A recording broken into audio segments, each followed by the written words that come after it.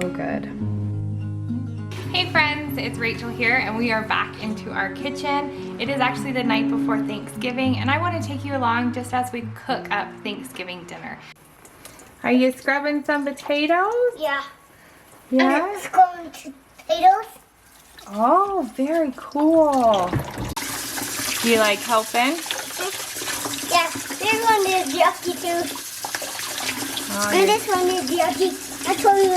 This one is yucky. Yeah, this one is yucky too. Oh, you're doing such a great job.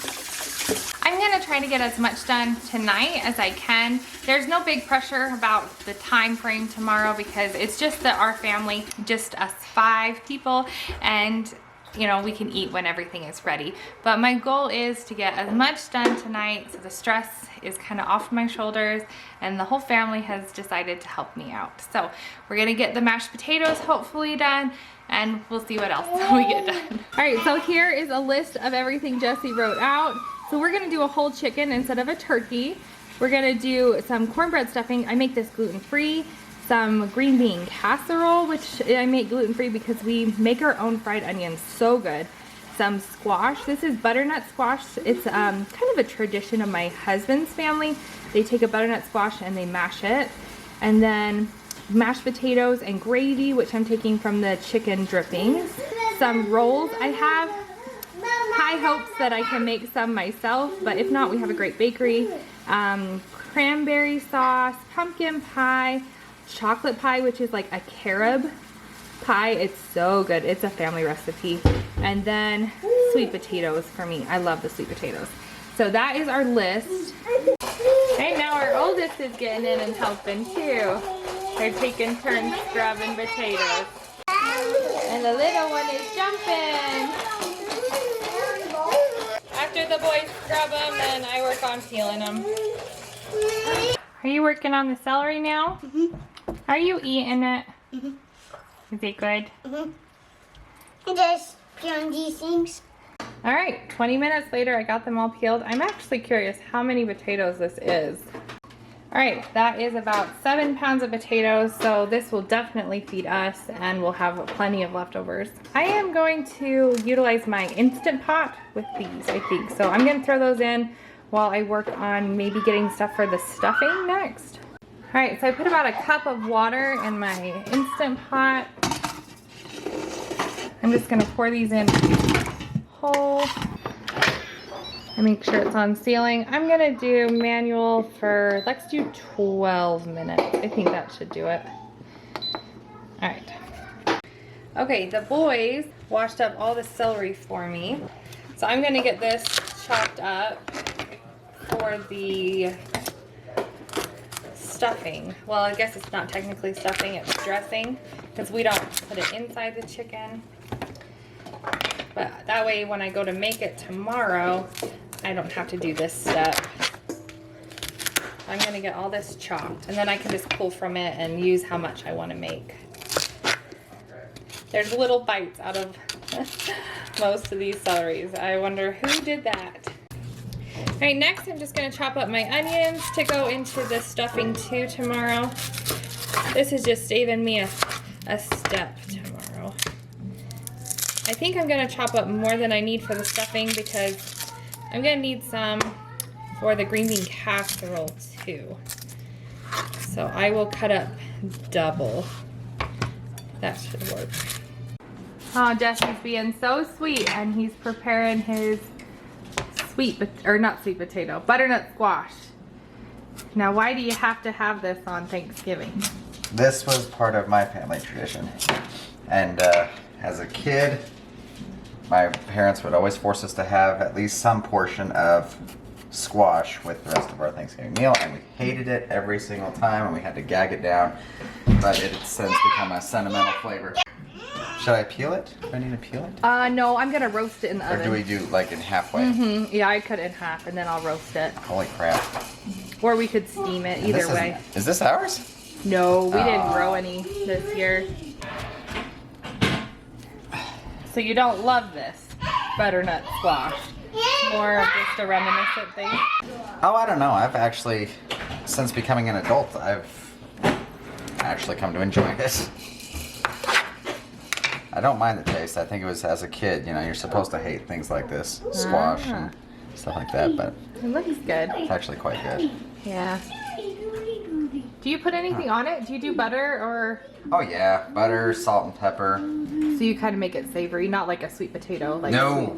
Oh, okay. Okay, no, I still haven't learned to like that. Oh, okay. Okay, I think I'm gonna steam them. It'll probably work out better than heating up the oven. So. Should I get a spoon? Yeah, that's what I would do. So I just pulled my mashed potatoes out of the Instant Pot and I mashed them into this Corningware dish. That way I can heat it up. It's oven safe and I can serve it from that dish. I need to add my butter and my cream cheese to that. I will do that in a second. But I'm gonna throw the butternut squash just in my Instant Pot because it's already dirty. That way I don't have to dirty more dishes. I'm gonna put it in for probably 12 minutes as well. All right, the butternut squash is all done. I think I'm gonna take those out, mash them, and then I'm gonna throw my sweet potatoes in here and let them cook as well. I'm just getting a lot of use out of this Instant Pot tonight. It's been very handy. One dirty dish. I'm loving it so far. So I just threw in 3 sweet potatoes. That'll be plenty because the rest of the family doesn't love it. I'm just gonna put these in. I'm gonna go manual for 25 minutes, I think, on these. And we'll try that. It's on sealing.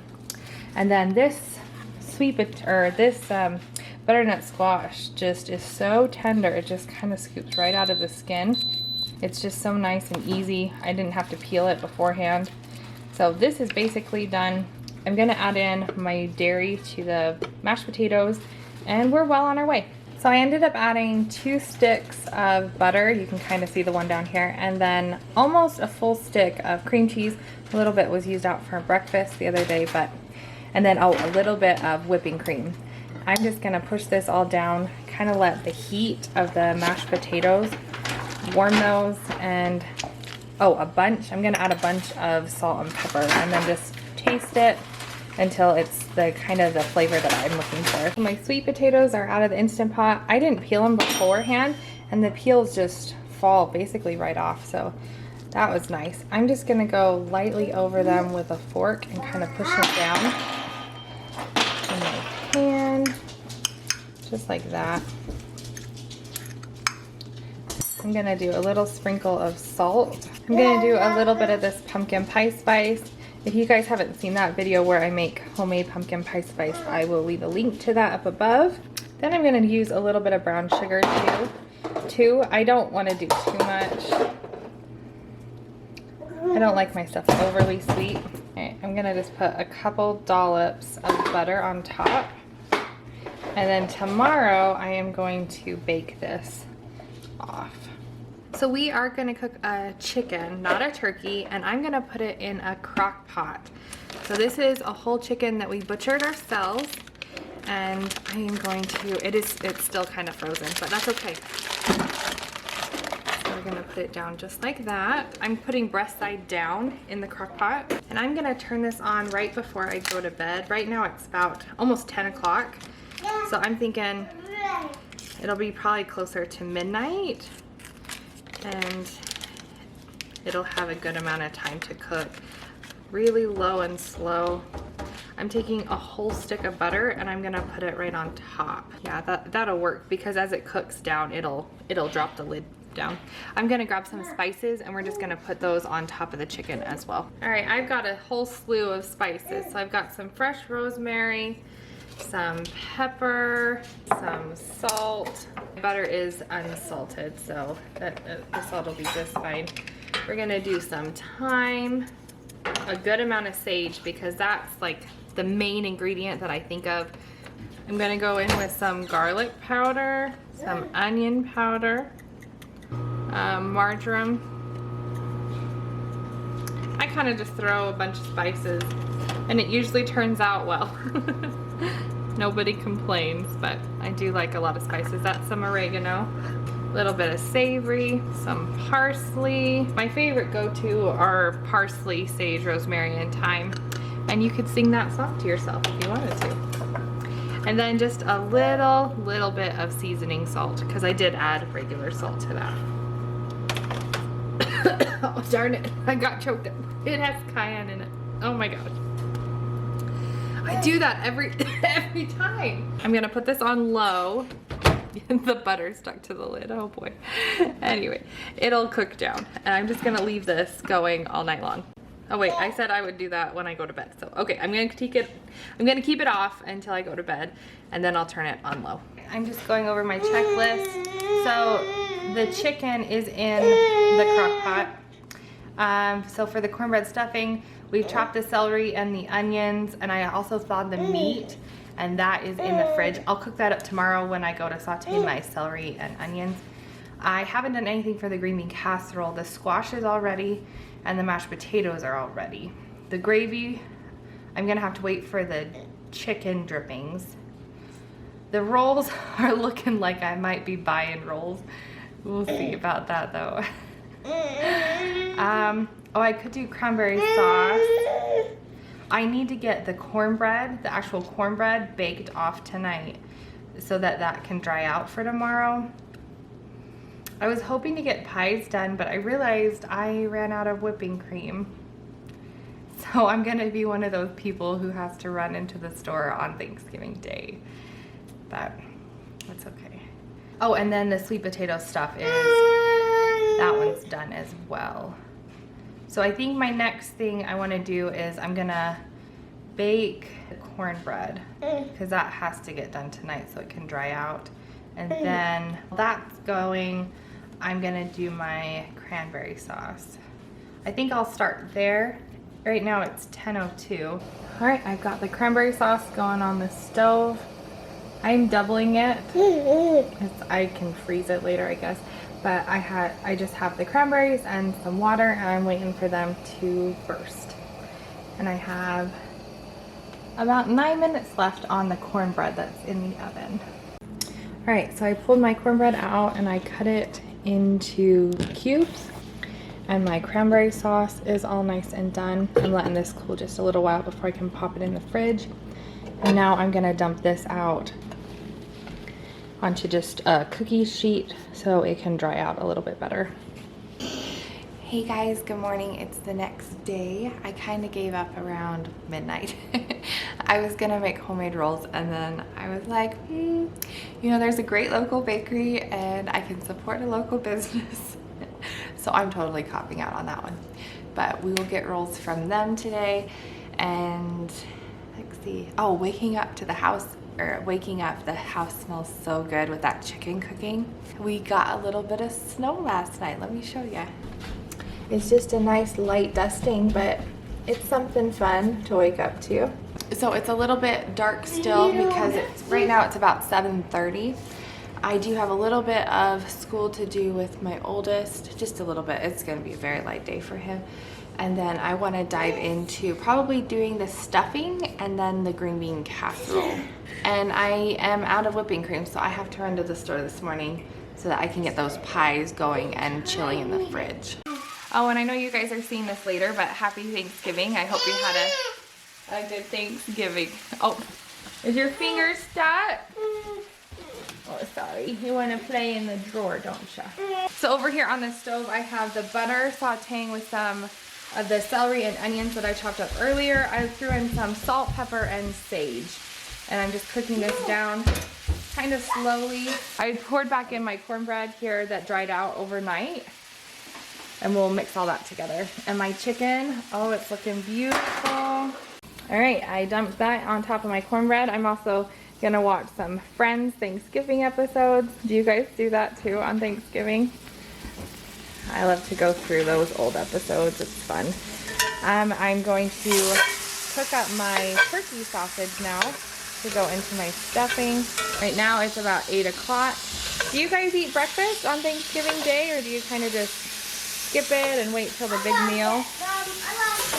Of course the kids eat breakfast. I kind of wait until I get hungry. So we'll see how long that goes for. I might need some coffee. So I'm gonna get this cooked up and we'll keep going.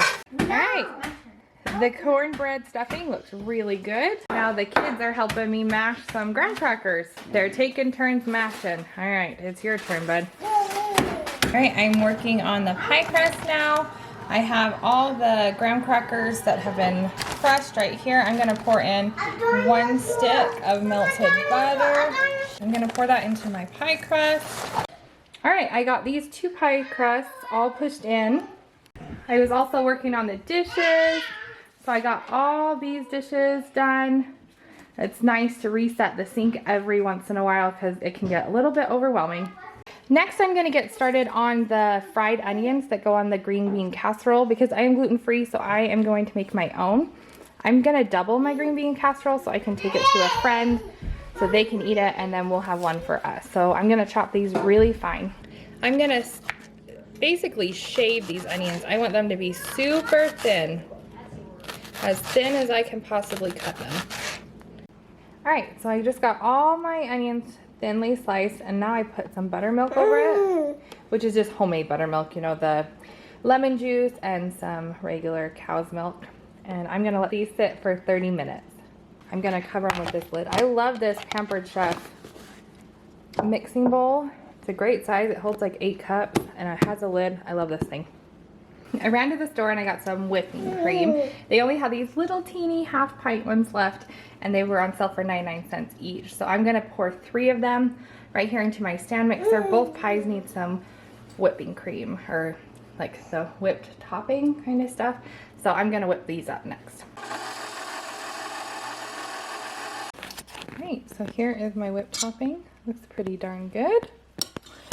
And then in this bowl I have half a cup of sugar and a 1/4 cup of carob powder. This is for the carob pie. This was a family recipe on my husband's side. He grew up with this and they love it. Here is the card if you want to screenshot it. So to thicken my pie, I'm using beef gelatin. This is the brand I use. It doesn't taste like beef in this pie at all. And I'm also getting some water boiling on the stove that I'm gonna add to that gelatin. You do kind of have to work quickly with this because this gelatin will set up. So I have all my components. Got my whipping cream, my chocolate, or my carob powder and sugar mixed together. I'm gonna put some vanilla in this as well. And then I'm gonna do this mixture too. All right, so I just poured in my boiling hot water right into my gelatin, giving it a good whisk until I can tell that it's dissolved, which it looks like it. And now I'm gonna pour it into my carob, sugar, and vanilla. This a good whisk. All right, so I got the gelatin whipped in, and now I'm gonna whip in my whipping cream. I added 2 cups. I am doubling this. So now I'm working on the pumpkin pie. Got 1 can of pumpkin, brown sugar, cornstarch. I'm gonna do some of my homemade pumpkin pie spice. I'm eyeballing. It's hard for me to follow some recipes. All right, so my pumpkin pie is going in the oven. That's almost done. I'm working on my green bean casserole now. So in here, I sauteed a bunch of onions with some butter. They're about done. In this pot, I have my onions that I had soaked in this buttermilk. And then I put them in a bowl and I'm topping them with some gluten-free flour, and I'm gonna fry these up for the French fried onions on top. So I'm just working in batches to fry those. I'll take those out and put them right here on my rack. So to my onions and butter, I'm gonna put in some of my gluten-free flour. We're gonna make like a thickened sauce. I'm not using a cream of mushroom or cream of chicken soup, so I'm making my own like roux kind of thing. So I'm just gonna make this sauce up. I'm gonna add some of my whole milk to this to make a nice thick sauce. I'm gonna stir it until it all comes together. Add some salt and pepper, taste it. All right, and Jesse, my husband, is being so sweet and frying up the onions because I was trying and I was failing. And then I just scooped out my sauce mixture that I made for the green onion casserole, or the green bean casserole, and it's nice and creamy. I am making 2 pans, and I'm gonna top it with some of those French fried onions. And then this one I will stir in too, and we're gonna bake both of these at like 350. I mean, everything is already cooked. It's basically to heat everything through. All right, guys, I think we did it. I think we finally finished making our big extravaganza. Let me show you all the dishes that we got complete. So right here, we're gonna have this turkey or the chicken gravy. I did cop out and bought homemade rolls, or bought rolls from a bakery, but I'm still happy with it. They're really good rolls too, according to the family. And then here we have a homemade from scratch green bean casserole with homemade fried onions, cream sauce, the whole ordeal. Then cornbread stuffing, this delicious cranberry sauce. Oh, it's so good. We have some creamy mashed potatoes, some butternut squash that is mashed for my husband. This is a sweet potato. Oh, doesn't that just look so good? I'm so excited to dive into that one. The sweet potato casserole, our roasted chicken. I snagged a little piece and that is so good. That butter on top makes it just so delectable. And then for our dessert, we have 2 of those carob pies and then 1 pumpkin pie. Well, thank you so much for coming along with me and cooking with me over these 2 days. And now I've got to pull myself together before we all dive in and eat. So I hope you had an awesome Thanksgiving and we'll talk to you again real soon. Bye-bye now.